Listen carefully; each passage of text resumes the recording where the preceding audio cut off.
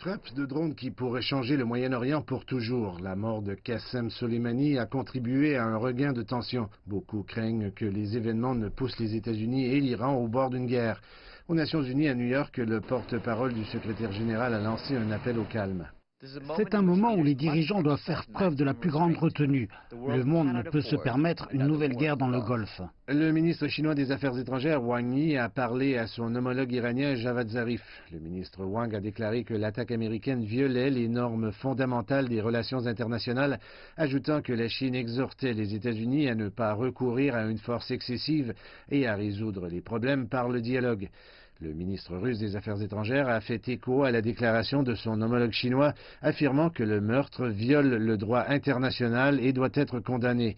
L'Arabie saoudite, le principal rival régional de l'Iran, a également appelé à la retenue pour empêcher l'escalade.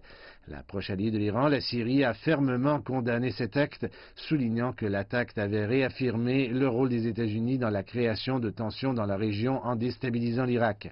Le président Trump a tout le mérite d'avoir agi rapidement, avec force et de manière décisive. Israël est aux côtés des États-Unis dans sa juste lutte pour la paix, la sécurité et l'autodéfense. Et pendant ce temps, les alliés des États-Unis, la Grande-Bretagne, l'Allemagne et le Canada ont suggéré que l'Iran devait porter une part de la responsabilité.